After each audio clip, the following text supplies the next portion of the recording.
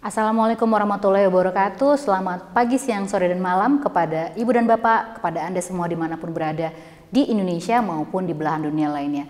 Kali ini kita akan berbincang lagi dengan podcast Indonesia in Abu Dhabi. Kita akan membahas mengenai tugas-tugas atas keuangan. Sore kali ini di Abu Dhabi kita akan berbincang bersama Bapak Bobi Wahyu Hernawan. Selamat sore waktu Abu Dhabi, Pak. Selamat sore. Assalamualaikum warahmatullahi wabarakatuh. Waalaikumsalam warahmatullahi wabarakatuh. Beliau adalah atas keuangan yang pertama di Abu Dhabi ya, Pak ya. Betul. Untuk Persatuan Emirat Arab. Oke. Baik, kita temanya hari ini adalah ngurusi uang negara dari Abu Dhabi. Jadi mungkin kita mohon perkenan Pak Bobi untuk sharing sama kita apa sih tugasnya atas keuangan, terus di sini tugas-tugas ngurusi uang negaranya itu seperti apa sih gitu. Dan tentunya kita berharap nanti kita bisa dapat sisi-sisi lain nih dari tugasnya ADKEU dan tentu bisa jadi motivasi buat kita semua ya Pak ya, sharing-sharing ilmunya nanti. Kita boleh mulai Pak dengan pertanyaan pertama. Mungkin boleh ceritakan dulu latar belakang Bapak, asal, pendidikan, keluarga, karir, atau boleh mulai menyapa dulu kepada penonton kita juga silakan Pak. Baik, terima kasih Bu Marisa. Assalamualaikum warahmatullahi wabarakatuh. Selamat pagi, siang, sore seluruh masyarakat Indonesia dimanapun berada. Selamat sore dari Abu Dhabi. Sesuai tadi yang dinyatakan oleh anchor kita atau host kita, bagaimana mengurusi uang negara dari Abu Dhabi. Mungkin pertama perkenalkan, saya Bobi Wahyu Hernawan, atas keuangan di KBRI Abu Dhabi, mulai bertugas sekitar akhir Agustus 2019, dan ini betul tadi Bu Marisa merupakan pos pertama di KBRI Abu Dhabi adanya atas keuangan ini. Mungkin sedikit background, saya sebenarnya anak desa ya, lahir di Jawa Timur, di kota kecil namanya Lumajang gitu kan, atau plesetannya Lumejeng kalau dulu pas kita kuliah di Jakarta. Jadi sampai SMA, menamatkan SMA di Lumajang, kemudian itu sekitar tahun 93 ya. Dan setelah itu biasa waktu itu zaman-zaman kami ya tahun 93 itu berburu namanya sekolah gratis atau sekolah kedinasan. Jadi waktu itu saya alhamdulillah istilahnya dapat rezeki gitu kan untuk bisa melanjut ke sekolah tinggi akuntansi negara atau STAN. Jadi disitulah menempuh pendidikan diploma 3 tahun. Bidangnya akuntansi waktu itu, walaupun saya waktu itu dari A1 atau fisika ya waktu itu ya, zaman-zaman itu. Jadi kemudian berkecimpung di akuntansi ya, walaupun pindah haluan ya. Angka-angka gitu kan. Dan mungkin sebagaimana dimaklumi, STAN waktu itu sering disebut sebagai sekolah kedinasan ya. Sekolahnya gratis dan alhamdulillah ada uang saku juga. Jadi memang karena itu sekolah kedinasan di bawah Kementerian Keuangan ya, saat itu tingkat 2 itu kita sudah mendapat gelar. Sebenarnya kita waktu itu nggak terlalu paham ya, kita tahunya mahasiswa ya. Sebenarnya CPNS waktu itu, calon pegawai negeri sipil di tingkat 2. Sudah pasti langsung akan jadi PNS. Betul, jadi karena di tingkat 2 sudah diangkat sebagai calon pegawai negeri sipil ya sebenarnya ada hak gaji pokok kita kan, walaupun kecilnya sekian persen gitu kan dari gaji penuh. Disitulah yang dianggap STAN itu sebagai sekolah kedinasan menarik karena dapat uang saku dan sebagainya. Tapi karena status kita sebagai calon pegawai negeri sipil. Ya berbicara mengenai STAN memang tantangannya adalah istilah waktu itu kita sebut hantu DO. Jadi antara susah tingkat kuliahnya 1, ya. tingkat 2, tingkat 3 ya kalau DO hangus semualah kita kembali ke daerah-daerah masing-masing. Itu yang sebenarnya tantangan terbesar juga di STAN. Tentunya memang waktu itu cukup kompetitif karena saat itu mindset mungkin pekerjaan banyaknya pengen jadi PNS dan sebagainya, dan waktu itu kebetulan di lingkungan Kementerian Keuangan. Ya selesai sekolah di situ, alhamdulillah berhasil dengan baik ya. Langsung berdinas di lingkungan Kementerian Keuangan gitu kan, sampai dengan saat ini. Dan yang terakhir sebagaimana kita ketahui saat ini kebetulan dapat dinas di Abu Dhabi yang kita cintai semua ini. Masya Allah, siap. Keluarga di sini semua ya Pak ya? Keluarga di sini dari pertama kali kami menginjakkan kaki juga sudah langsung mengajak keluarga dengan anak-anak. Kalau karirnya berarti sebelum Bapak menjadi ADKEU di sini mungkin boleh cerita sedikit juga Pak? Jadi ya lulus dari STAN tadi ya, kita jadi pegawai, waktu itu namanya ada unit eselon 1 Bapepam, Badan Pengawas Pasar Modal. Itu masih waktu itu yang namanya Bapepam, Badan Pengawas Pasar Modal ini di bawah Kementerian Keuangan. Jadi yang katakanlah mengatur, mengawasi tentang industri jasa keuangan khususnya di bidang trading atau pasar modal gitu. Itu sampai kurang lebih 10-15 tahun. Di antara itu kami juga alhamdulillah mendapatkan kesempatan untuk melanjutkan sekolah, karena kan kalau di STAN tentunya waktu itu kebutuhannya tenaga siap pakai ya, D3 sudah langsung diangkat untuk jadi staf, kemudian kami berproses sekolah, melanjutkan pendidikan, di antara itu bisa mendapatkan kesempatan lanjut sekolah di luar negeri juga, jadi di sela-sela tugas belajar ya, di sela-sela pekerjaan kami belajar mempersiapkan tugas belajar, bisa melanjutkan sekolah, alhamdulillah sudah sampai juga ke level S3, jadi itu sudah kami lakukan dan itu semuanya mendapatkan beasiswa, jadi syukur alhamdulillah itu. Kemudian terakhir, jadi waktu itu tetap di namanya Bapepam ya, kemudian namun karena terakhir Bapepam istilahnya digabung menjadi satu organisasi Otoritas Jasa Keuangan, OJK, kami tetap stay di Kementerian Keuangan karena OJK adalah lembaga independen ya. Teman-teman saya banyak yang di OJK, namun untuk kami tetap stay di Kementerian Keuangan. Dan sampai dengan saat ini kebetulan dibuka pos baru ini, kami berkesempatan untuk juga menjalankan tugas di Abu Dhabi ini. Oke. Berarti kalau sekarang masih di Kementerian Keuangan, cuman Ditjennya itu Ditjen Pajak ya Bapak? Sekarang karena penugasan ke luar negeri seperti ini di Sekretariat Jenderal. Sebelumnya di Badan Pengawas Pasar Modal itu. Oke, Bapak Pam itu yang tadi. Oke, siap. Kemudian mungkin setelah Bapak Pam setelah mereka menjadi OJK kan, sempat di Badan Kebijakan Fiskal atau BKF, kurang lebih 4-5 tahun kita ngurusi masalah policy waktu itu di sektor keuangan, karena setelah Bapepam kemudian berubah menjadi OJK, tetap harus ada counterpart di sisi pemerintah, karena kan OJK lembaga independen ya, counterpart di sisi pemerintah khususnya di Kementerian Keuangan yang juga membangun policy-policy bersama dengan OJK. Nah itulah ada suatu unit eselon 2 waktu itu ya di Badan Kebijakan Fiskal. Nah di situ saya 4-5 tahun sebelum ke Abu Dhabi. Oke, siap. Pertanyaan selanjutnya Pak, ada berapa sih atas keuangan atau ATKEU di seluruh dunia dan tugasnya ngapain Pak? Ini yang menarik tadi karena menggelitik nih tadi topik podcastnya yang mengurusi uang negara. Pertama, total atas keuangan dengan yang Abu Dhabi adalah 5. Abu Dhabi ada yang kelima yang terbaru. Yang keempat ada di Singapura, Hong Kong, Tokyo, dan Brussels di Belgia. Nah, mungkin kenapa ada di negara-negara itu 4, bahkan misalnya kenapa nggak ada Amerika, Australia, bahkan Kanada. Pertama, keempat kota atau negara tersebut dulunya namanya atas bea cukai. Jadi ada sisi historis bahwa saat itu memang ada isu-isu kepabeanan dan cukai yang sangat kental di negara-negara tersebut, sehingga waktu itu namanya atas bea cukai. Namun terakhir-terakhir ini nomenklaturnya diperluas menjadi atas keuangan. Nah, melanjutkan pertanyaan yang menggelitik tadi. Tugasnya Pak, ngapain aja Pak? Kalau kita bicara istilah keuangan sendiri itu sangat luas, sangat berat lah kesannya. Tapi memang ya segala hal yang terkait dengan keuangan. Kalau kita breakdown lagi bidang-bidangnya aja, ya tentunya tadi karena asal muasalnya dari atas bea cukai ada bidang kepabeanan, kemudian bidang fiskal atau keuangan negara, kemudian ada juga bidang keuangan itu sendiri atau sektor keuangan, moneter, kemudian ada bidang perpajakan gitu. Kalau kita bicara moneter itu banyak tupoksi di Bank Indonesia agak berbeda lagi. Jadi kita di bidang keuangan negara atau fiskal sering disebut, kemudian bidang perpajakan, kepabeanan, dan bidang sektor keuangan. Itu bidang-bidang tugas dari seorang atas keuangan. Kemudian saya langsung lanjut ya, apa fungsinya sebenarnya? Kita harus ngapain gitu? Itu dia, tentunya, kerjanya apa nih Pak Bobi ini? Secara gampang fungsi-fungsinya tentunya karena kita juga wakil dari kementerian atau lembaga dan gabung di perwakilan Republik Indonesia di luar negeri, kita punya fungsi diplomatik. Kemudian juga punya fungsi sosialisasi atau diseminasi informasi.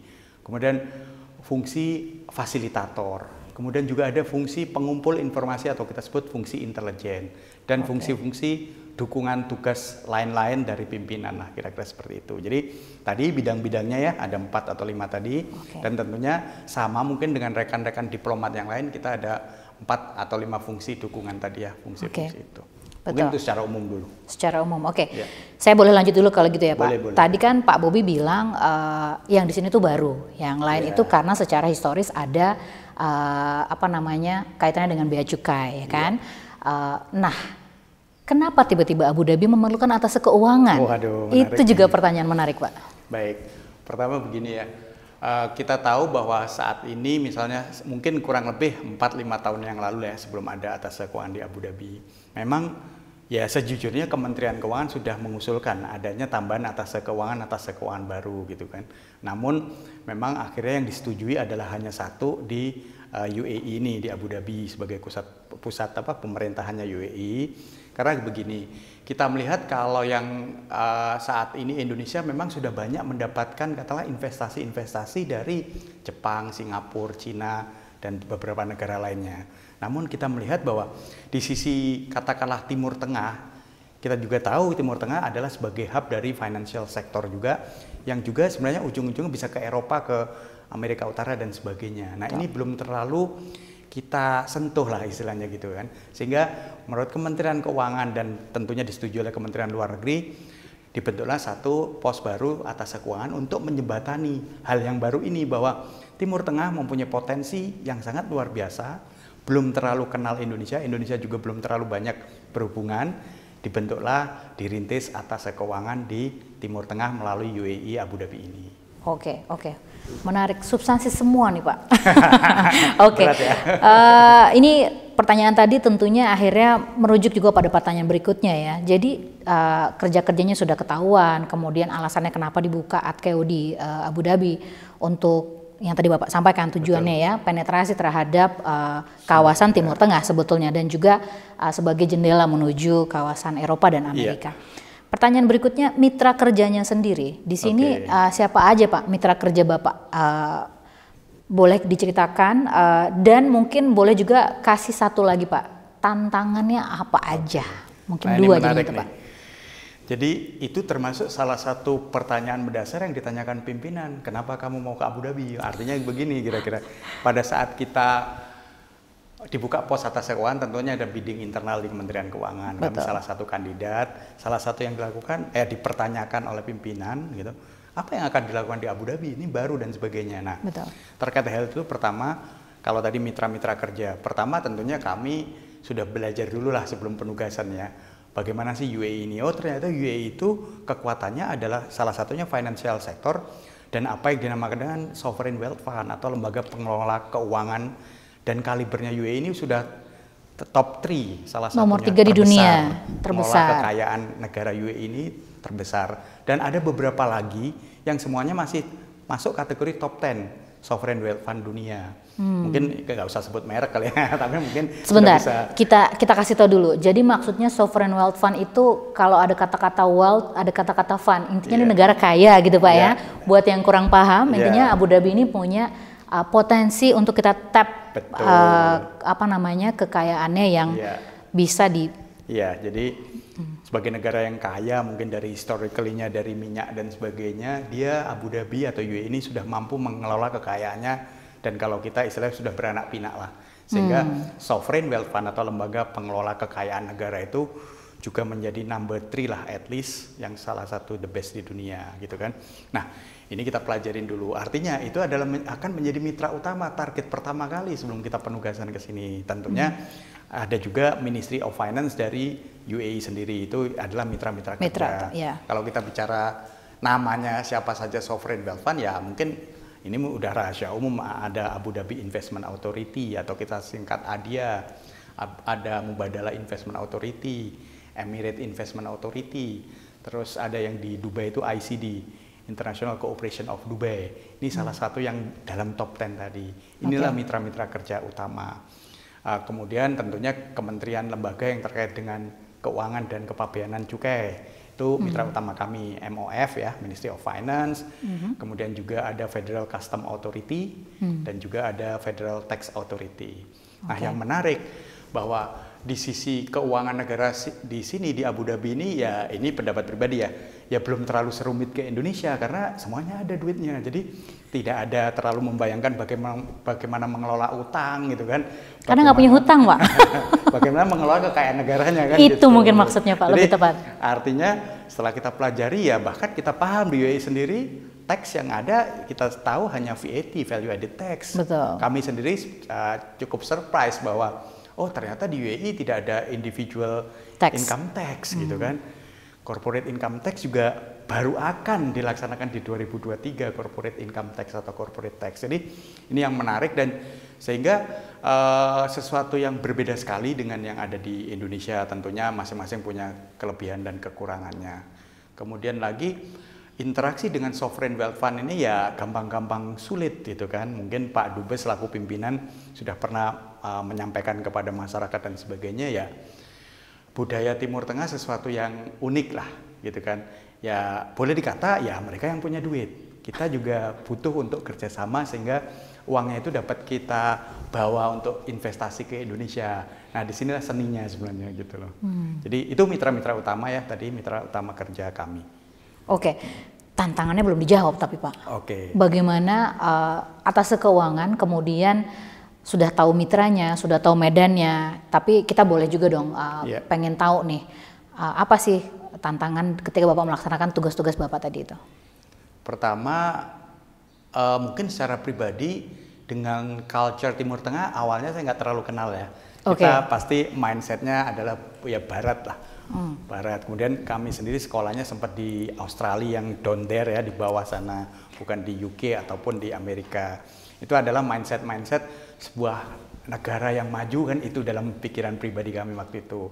Namun pada saat kami tiba dan menghirup udara dari UAE cukup surprise ternyata Dubai, Abu Dhabi dan kota-kota dari UAE sangat maju. Inilah wajah dari kemajuan Timur Tengah dengan budaya Islamnya dan sebagainya. Tapi sudah cukup modern, itu satu.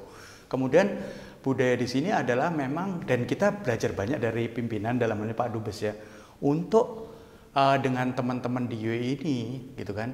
Memang kita harus punya ketabahan dan persisten gitu kan untuk terus bisa mengawal apa yang ingin kita capai gitu.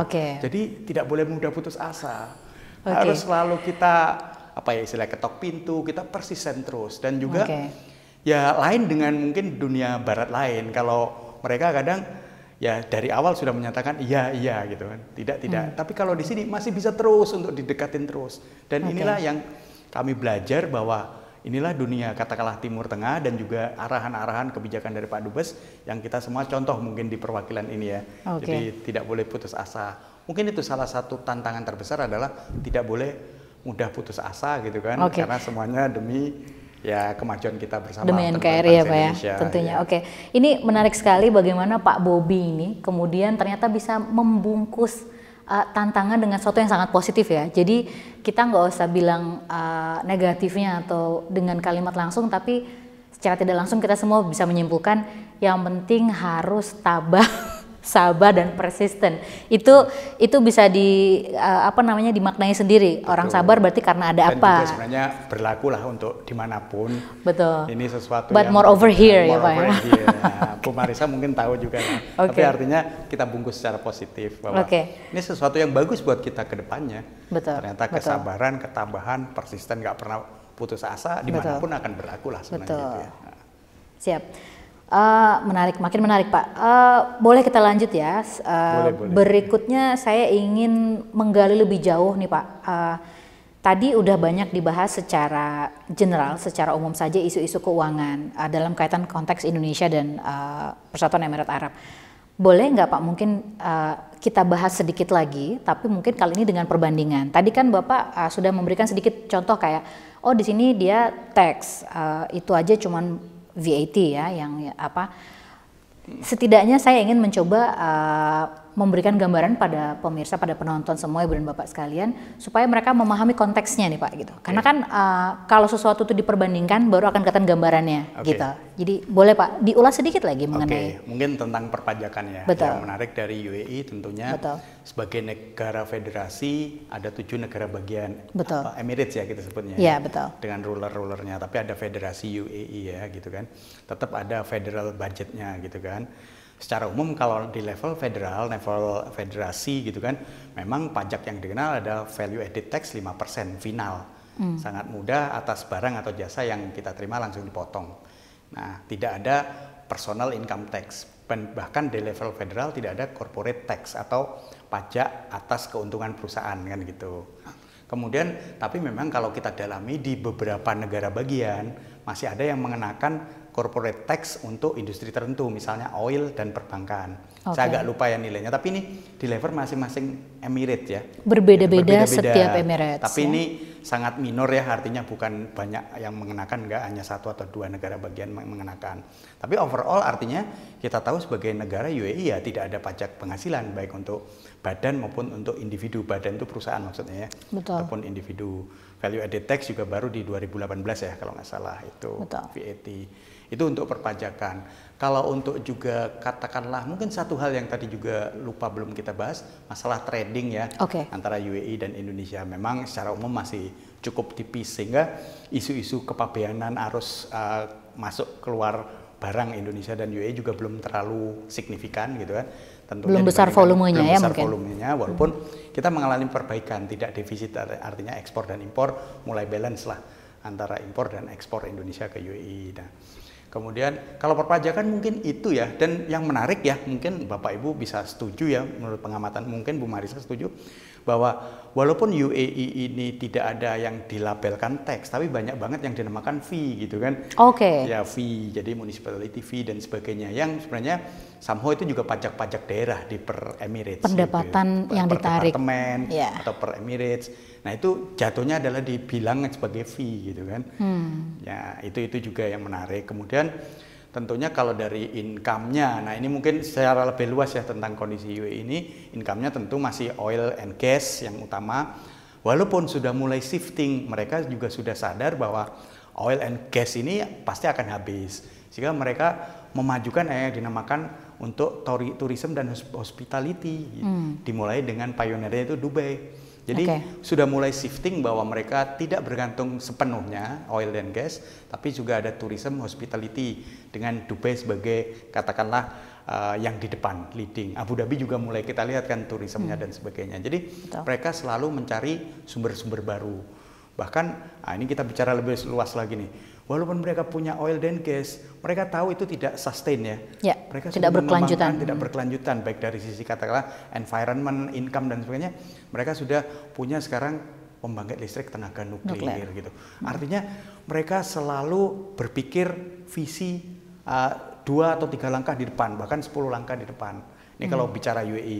Mungkin untuk sharing aja ya, ini yang salah satu hal yang saya lihat UAE itu kenapa bisa katakanlah maju sedemikian pesat. Pertama, bahwa sampai sejauh ini yang kita amatin, pemimpin-pemimpin UAE mempunyai visi ke depan. Dan itu sangat strong visinya. Dan itu digaungkan dengan baik. Tapi mungkin hal yang lain adalah karena kerajaan ya. Kerajaan atau suatu sistem monarki, tentunya apa yang dibilang oleh katakanlah raja atau pemimpin itu yang menjadi absolut. Ya, menjadi pedoman bagi semuanya. Namun punya visi yang sangat kuat. Kemudian sumber daya ya salah satu yang tidak terbatas saat ini, sumber daya mungkin uang lah atau investment mereka sangat powerful gitu kan. Jadi visi yang dikombin dengan sumber daya ini yang menghasilkan suatu kemajuan yang luar biasa. Dan sejauh ini yang kita amatin di UAE ini, walaupun 7 negara bagian masih sangat solid sebagai federasi. Apa yang dikatakan oleh pemimpin di Abu Dhabi ataupun Dubai masih diikutin sepenuhnya oleh Emirates-Emirates yang lain. Jadi ini yang membawa kemajuan yang luar biasa cepat bagi UAE. Ada visi, ada sumber daya macam-macam punya mereka. Yang menarik sumber daya manusianya gitu kan. Nah, ini saya ulas sekalian nih. Boleh, silakan Pak. Nah, kalau Bapak Ibu pemirsa sekarang melihat UAE bahwa kurang lebih penduduk 10 juta. Betul. Ya kan gitu. Pasti tahu lah. Nah, setelah kita belajar statistiknya, ternyata yang lokal atau Emirati kan kurang lebih 2 juta atau 20%. Iya. Ya, more or less. 1,1. Iya. Ya. Atau saya bulannya kegedean ya, kedua juta ya. Oke lah, katakanlah 1,1 dari 9,7, 9,8. Betul. Sisanya ini kita lihat adalah Expat. sumber daya manusia yang didatangkan dari luar sebenarnya. Betul. Yang kompetitif karena masuk juga tidak mudah gitu kan Pak. Betul, masuk tidak mudah dan sebagainya. Tapi bagaimana kalau kita melihat suatu negara gurun pasir ya, bisa didatengin gitu loh. Iya. Apa yang menjadi madu atau Siap. menjadi magnet ini juga. Ini kayak masih bahasannya Pak Bobi juga. Kenapa? Iya. Karena tadi itu Pak, Iya. kalau please correct me if I'm wrong, Iya. mungkin karena salah satu daya tariknya adalah income tax yang tidak ada. Betul nggak Pak? Salah satunya. Jadi apa yang kita peroleh ya seluruhnya bisa masuk kantong kan Betul. gitu. Betul. Kemudian, nah tadi UAE melalui pemimpinnya dan kekuatan sumber dayanya, termasuk katakanlah kekuatan uangnya, punya visi kita negara gurun pasir. Kalau tidak kita buat kota ini senyaman mungkin, bisa menyamai mulai hijau, gedung-gedungnya adem dan sebagainya, ya tidak ada yang ingin berimigrasi hidup di sini. Dan itu dilakukan oleh UAE 40 tahun terakhir. Mereka bangun sedemikian rupa yang awalnya katakanlah kotanya adalah kota gurun pasir.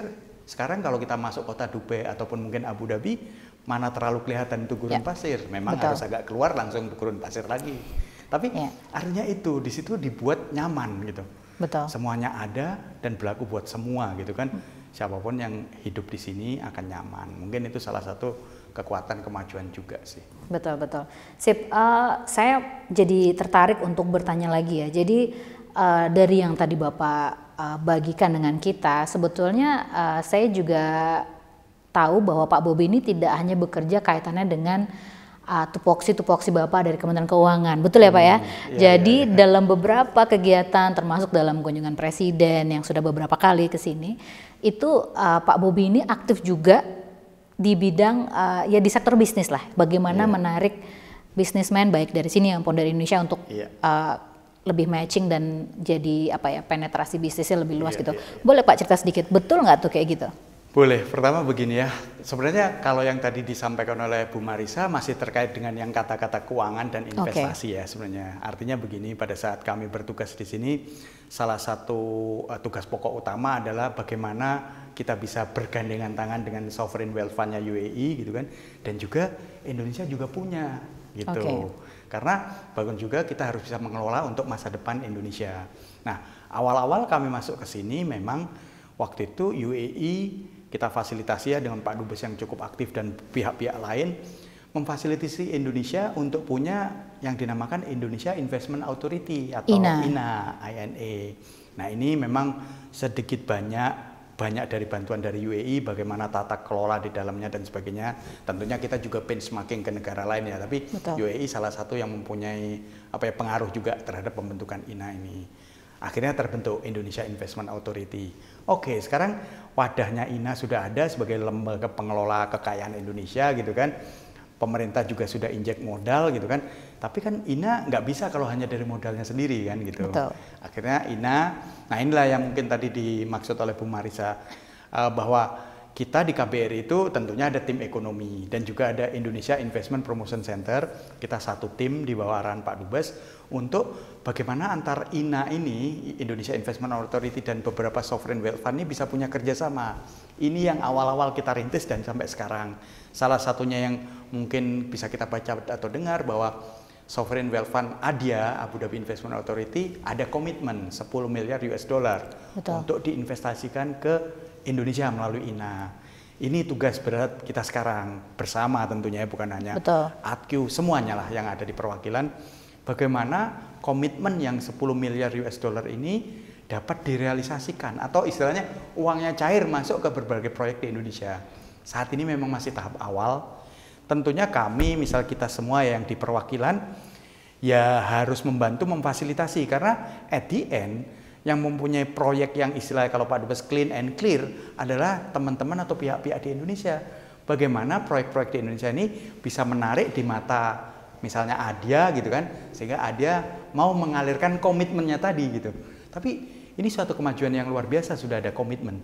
Berarti duit ready. Tinggal bagaimana ngalirnya, proyek yang mana dan sebagainya. Inilah yang sekarang kita harus bahu-membahu bahwa rekan-rekan semua di Jakarta bisa menyiapkan berbagai proyek yang menarik, skema yang menarik, sehingga aliran dana itu mengalir. Ini sekarang kita di stage yang itu. Kalau kita ikutin kunjungan presiden sebagainya, banyak memang pencapaian-pencapaian oleh Pak Dubes dan tim ini ya, bahwa komitmen ini, ada MOU ini, memang itu adalah tahap awalnya. Sekarang tugas kita bagaimana merealisasikannya gitu. Itu. Berat juga ya. Jadi intinya hubungan sudah ada, sudah baik, sudah diikat dengan berbagai perjanjian, komitmen sudah ada. Berarti sekarang nih bagaimana implementasi ya, penghijauan tahan dari semua yang sudah dirintis oleh Pak Dubes dan tim ekonomi. Oke, menarik Pak ini. Selanjutnya mungkin ya, Pak Bobi di sini sudah 2 tahun lebih ya. Boleh saya mungkin bertanya pengalaman paling berkesan selama Pak Bobi jadi atas keuangan di sini? Semuanya berkesan. Yang semuanya paling berkesan. Pak. Ya, Kalau yang paling itu begini ya, bahwa sebagai atas keuangan atau siapapun lah sebenarnya yang di perwakilan gitu kan, itu kan sebagai fasilitator antar dua pihak, gitu ya, antara UAE dan Indonesia, siapapun pihaknya itu.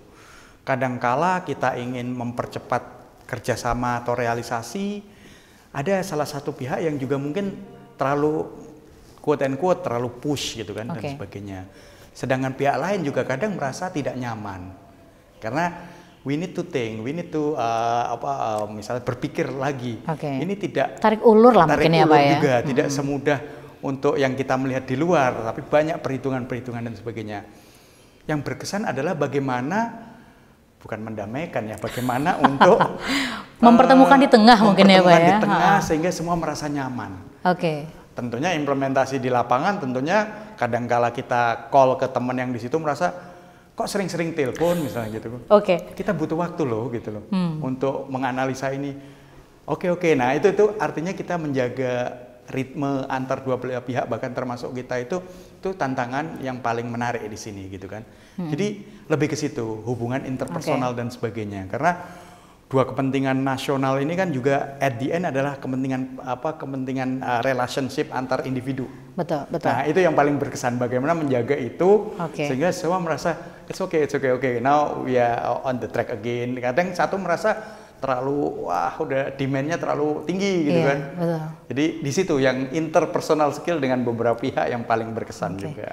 Berarti ini catatan nih buat siapa aja yang akan menggantikan Pak Bobi nanti, enggak ya, untuk semua diplomat sebetulnya ya, dan semua yang ditugaskan di perwakilan RI, kita boleh catat bahwa intinya interpersonal skill juga menjadi suatu hal yang krusial dalam kaitan dengan bagaimana kita bisa menjembatani dua negara, dan akhirnya itu menjadi pengalaman berkesan buat Pak Bobi ya, karena kita ada di tengah-tengah dalam proses tarik ulur ini, gitu ya Pak ya. Sebenarnya ceritanya banyak yang detail, tapi Pak Bobi ini orangnya memang beginilah gaya beliau, Ibu dan Bapak. Kita bisa membaca yang disampaikan saja, tidak semua biasanya disampaikan secara tidak terbuka semua, tapi tidak apa-apa. Kita alhamdulillah sejauh ini sudah mendapatkan banyak sekali info dari Bapak. Ini mungkin sudah masuk bagian-bagian akhir. Hal yang paling ditunggu sama netizen nih Pak biasanya, gajinya berapa sih Pak jadi atas keuangan, dan fasilitas apa yang Bapak dapatkan dengan penugasan Bapak sebagai atas keuangan? Sebelum jawab masalah gaji yang ditunggu, saya putar dikit ya. Gini. Tadi kan yang menarik juga sebagai info kepada Bapak Ibu khususnya yang di UAE, bahwa di KBRI Abu Dhabi sebenarnya saat ini baru ada 2 atase ya, karena memang mungkin melihat kebutuhannya adalah ada atase ketenaga kerjaan dan yang baru katakanlah atase keuangan ini gitu kan. Nah yang menarik, selain kalau tadi ruang lingkup bidang tugas dan sebagainya, kami juga mendapat katakanlah penugasan khusus tuh, bahwa terkait tidak hanya di keuangan. Yang menarik, sedikit banyak sekarang ngurusin tentang pertanian. Hubungan jadi sekarang Adkeutan nggak usah disebut, ya. Nanti kan kementerian lain ini ya. Jadi selain yang ngurusin investasi, sebenarnya di bidang pertanian ya, memang ujung-ujungnya adalah kita juga ingin membawa kerjasama. Ada investasi juga dari UAE kepada Indonesia dan sebagainya, yang saling menguntungkan tentunya. Jadi cerita nih pertanian dulu nih. Boleh Pak. Ini pencerahan lah untuk kita semua, bahwa saya pertama kali masuk ke UAE dan bisa melihat beberapa gurun itu sudah hijau, nangis saya gitu kan. Ya Allah gitu. Bawa tisu waktu itu Pak? Pakai ini aja deh, karena di gurun ya. Jadi ternyata UAE ini sedemikian extra effort ya untuk membuat gurun itu menjadi hijau. Betul. Indonesia sudah hijau dari sananya. Betul. Kita kurang bersyukur ya Pak ya. Itu kita renungkan masing-masing kan. Pak, saya jadi pengen nangis. Apakah kalau istilah Bu Marisa kurang bersyukur atau sebenarnya ada sesuatu yang bisa kita tingkatkan gitu. Betul. Mungkin pengelolaannya dan sebagainya. UAE sendiri saking tidak punya lahan bisa loh mengubah itu menjadi hijau. Akhirnya di sini ada match kebutuhan ya antara UAE yang ingin juga mempunyai lahan yang mungkin lebih subur, lebih makmur, sudah mulai kontak beberapa pihak di Indonesia untuk kerjasama pertanian. Masih berproses, mungkin masih panjang karena juga tidak mudah. Karena begini juga Bapak Ibu, UAE selama ini kalau kerjasama pertanian ini menyimpang ke pertanian ya, tapi nggak apa-apa, menarik ya. Ini isu yang mungkin nggak ada di Atkeu lain ya Pak ya. Jadi, makanya menjadi unik Pak Bobi, harus saya gali semua nih. Jadi untuk kerjasama pertanian UAE ini sudah kenal dengan daerah-daerah mungkin Afrika, Maroko dan sebagainya itu ya. Tunisia, yang sejenis klimatnya. Sejenis klimatnya, tanahnya datar tapi memang tidak se ekstrim gurun pasir. Tanahnya datar. Sehingga apa? Pengolahan mekanisasi pertanian lebih modern itu lebih mudah menerapkan alat-alat itu. Pada saat kita ajak lihat lahan di Indonesia, lahan Indonesia subur, namun apa? Hilly ya istilahnya. Jadi mereka berpikir lagi gimana caranya mekanisasi pertanian yang mungkin 100.000 hektar langsung dalam satu hamparan. Itu tantangan kita salah satunya. Jadi sekarang ya lagi kita coba bagaimana mensiasati ini sehingga UAE tetap tertarik terhadap Indonesia, lahan-lahan pertanian untuk dikerjasamakan. Namun itulah tantangan geografis Indonesia ya. Tapi kalau dari sisi fisik tanah dan sebagainya kan sangat subur dan sebagainya sebenarnya. Itu yang sekarang lagi kita coba berproses. Itu satu bidang pertanian yang memang kami tangani. Kayaknya ada banyak nih Pak. Coba bidang apa lagi? Yang kedua ada bidang menarik. Saya tadi sudah menyebut bahwa UAE yang sudah kaya akan minyak dan gas bumi sudah punya PLTN nuklir. Sehingga suatu saat saya mendapat penugasan dari Pak Dubes untuk menghubungkan apa sih katakanlah UAE ini keunggulannya dengan Indonesia yang sebenarnya istilah Pak Dubes juga ya, kita itu sarjana nuklir tidak kurang nyari 1000 aja cepet dokter nuklir gitu. Betul. Tapi ya Indonesia masih bahasanya adalah masih dalam wacana. Masih malu-malu mengakui potensi yang dimiliki ya Pak. Jadi masih wacana untuk bisa punya PLTN, pembangkit listrik tenaga nuklir dan sebagainya. Dan satu hal yang Pak Dubes tekankan, resources bahan baku dari istilah secara teknis bahan baku dari nuklir, atom-atom dan sebagainya itu Indonesia punya semua, bayangin tuh. Uranium, thorium dan sebagainya, yum. Itu, aluminium di dapur banyak ya kalau salah, itu panci. Itu punya semua. Tapi kenapa kalau istilah Pak Dubes masih wacana?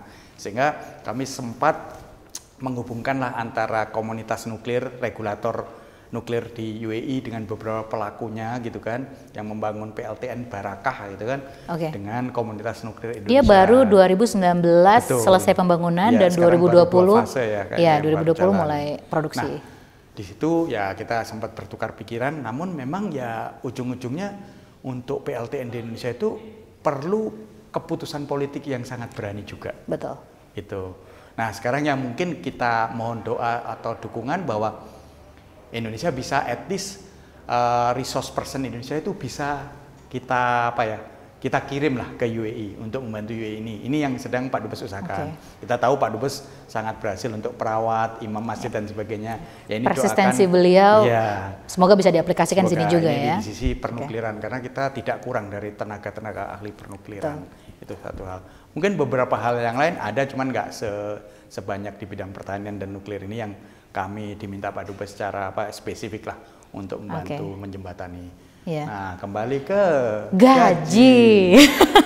Ini mau dijawab jujur atau semua yang kita undang pasti saya tanya ini, tapi jawabannya kita serahkan kepada yang mau menjawab.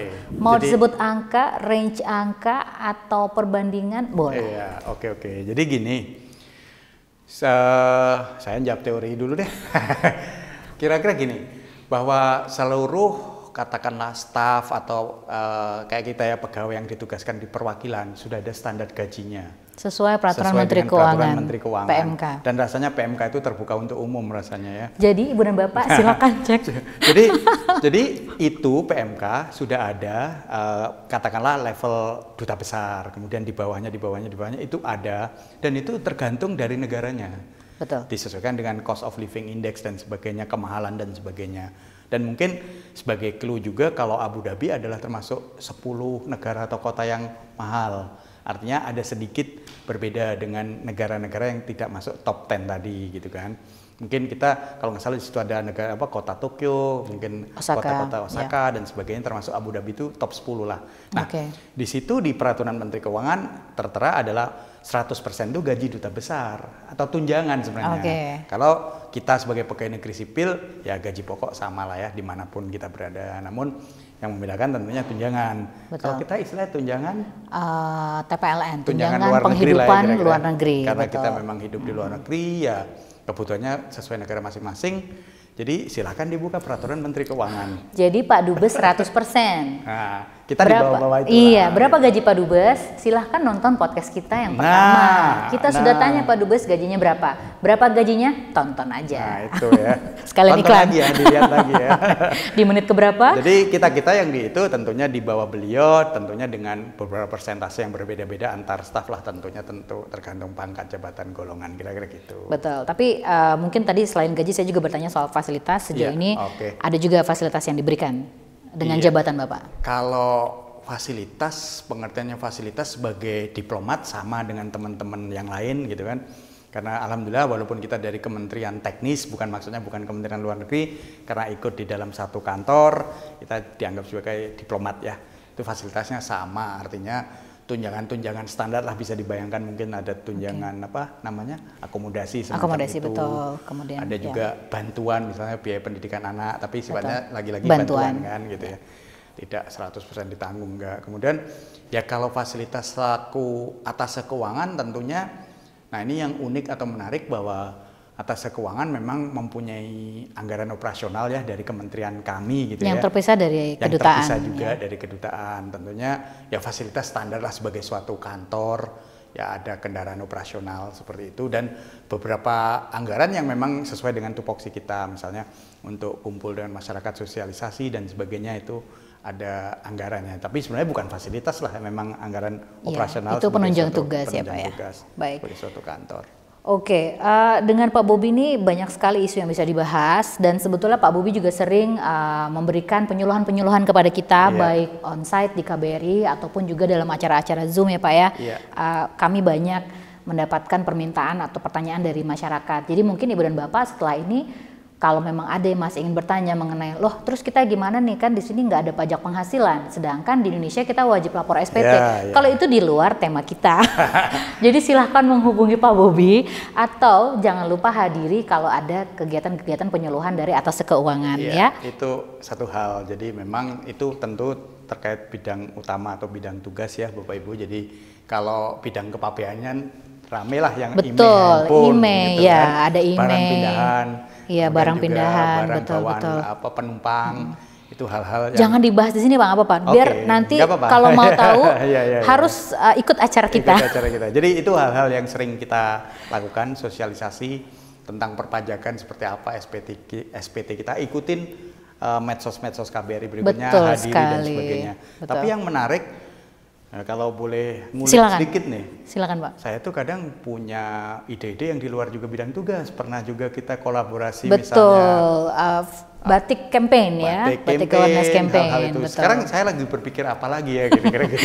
Jadi waktu itu juga pada saat awal-awal masa Covid kita bersama bikin panggung gembira virtual. Ya, jadi Pak Bobi ini udah sibuk tapi kurang kayaknya.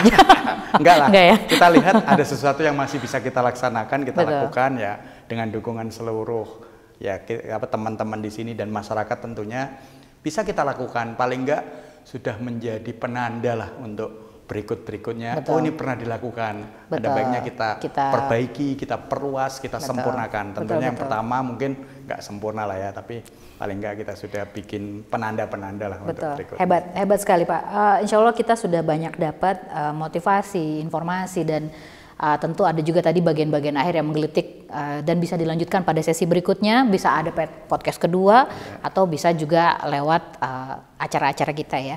Mungkin terakhir Pak Bobi boleh nggak kita minta kalau Pak Bobi ada pesan-pesan untuk yang menonton kita semua, apapun itu, mau pesan-pesan motivasi atau pesan-pesan dari Kementerian Keuangan, silahkan Pak, ini waktunya. Waduh, terima kasih. Kalau dari pesan-pesan Kementerian Keuangan, bayar pajak secara tepat waktu dan taat. Itu laporkan SPT. Laporkan SPT tepat waktu dan secara baik dan benar gitu kan. Jika ada yang ingin ditanyakan, datang ke kantor pajak terdekat. Itu pesan dari sponsor lah ya. Kemudian hal yang lain mungkin kalau podcast ini lebih personal ya, mungkin sejauh ini perjalanan hidup dan karir, bahwa dulu saya siapa yang nyangka ada karir di Atasnya Keuangan Abu Dhabi, dan itu dibuka yang pertama dan kebetulan alhamdulillah kok saya gitu kan, nggak pernah terpikirkan. Artinya berdasarkan itu saya berpikir bahwa jangan takut untuk bermimpi. Kalau saya modelnya bukan terlalu bermimpi ya, tapi pernah saya bayangkan sekelebatan gitu.